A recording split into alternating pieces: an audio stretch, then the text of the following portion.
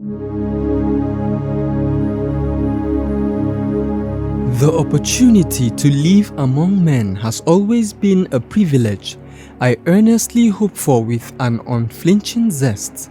I have always desired to behold the gaze of the rising sun every beautiful morning, to witness how its warm golden ray arouses the beautiful flowers and causes a diffusion of scents in the atmosphere. I have always desired to gaze at the celestial sphere, its beautiful blue parchments making hedge over all the earth. I would always ask myself, when will I have a family where love reigns supreme, where mom is a fountain of milk and dad my resilient hero, where mom would wrap me on her back, sing me a lullaby as she slaps my buttocks gently at moments where going to sleep is accompanied by drizzling sobs. I've always desired to have siblings, maybe 2 or 3, that will sleep right next to me. I have looked forward to how we would tickle each other, laugh together, and drag the blankets till mom comes in to shout, "Better go to sleep. Tomorrow is Monday and you will go to school." I have desired to see how my siblings will protect me from bullies, how they would teach me "Twinkle Little Star" until I am all grown. And when I'm all grown, I anticipated going round the world, maybe to climb the rocks of Riom in Plateau State, Nigeria, and watch the careful and decent topographical arrangement of nature rocks. I dreamt of strolling to Obudu, of Calabar, and have a feel of the warmth of nature and be swept off by its aesthetics. I would visit the famous Mount Kilimanjaro in Tanzania to witness the incredible ecosystems, its Arctic summit, and breathtaking scenery. I would have traveled across Africa to the Great Pyramids of Egypt to dance all the way on the skyscraper and see where the pharaohs were kept undisturbed in their afterlife. I would fly around the world to dash in Whitehaven Beach of Australia and trot on its white sands and see my feet being imprinted on the sands of time, to view the glamorous enduring waterfalls as they splash and rejuvenate the atmosphere. I would travel to the Bridge of London to see its splitting and coupling. I would visit the Statue of Liberty in New York and also raise my hand alongside the symbol of freedom. These were my hopes when I was still an embryo, when I was still connected to my mother from within. She was my God, my all. She supplied all the food, warmth and care I needed.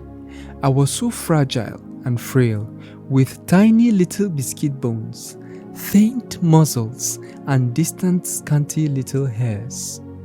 And in the 3rd month, my fetus stage, when I was beginning to take the form of a human, coming closer to all I had desired in God's awesome creation, I could feel the thoughts of Mom.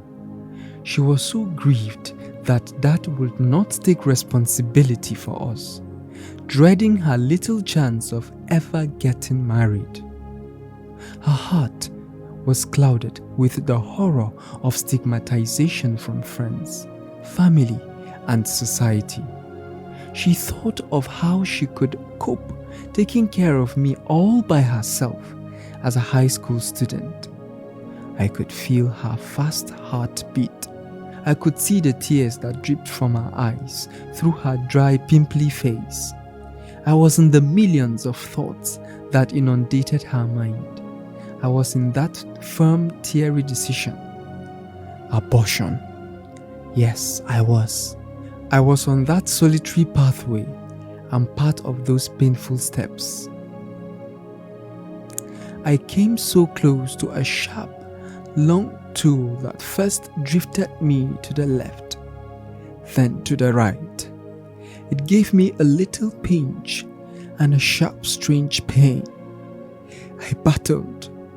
I battled to raise my hand in defense, but it was not yet completely formed.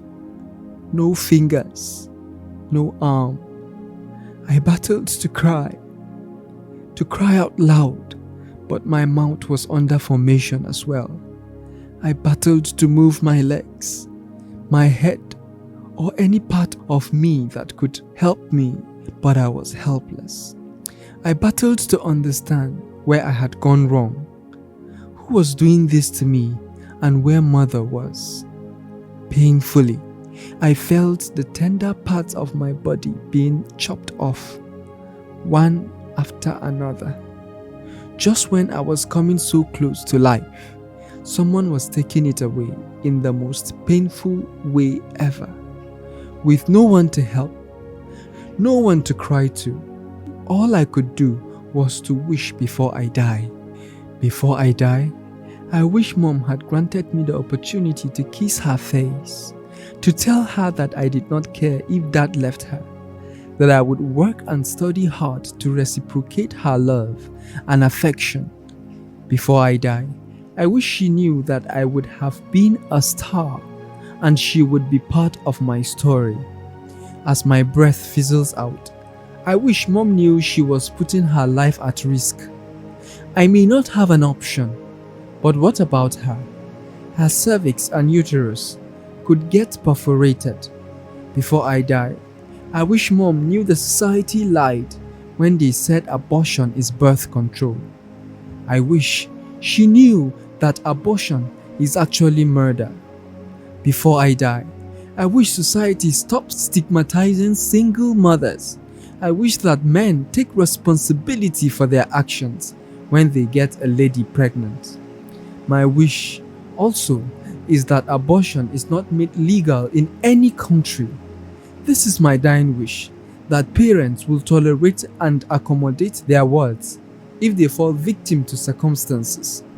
I wish school teachers would stop calling their pupils bastards simply because they do not have a father bold enough to take responsibility.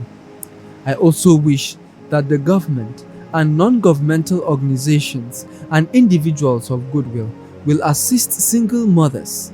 I wish that churches and mosques will tolerate single mothers and not judge or condemn them. This is also my dying wish, that boys and girls would zip up and remain chaste until they are married. That those who cannot afford to stick to the best option of abstinence would use condoms as prevention for unwanted pregnancies and not abortion. Above all, I wish that my mom did not lose her life alongside mine.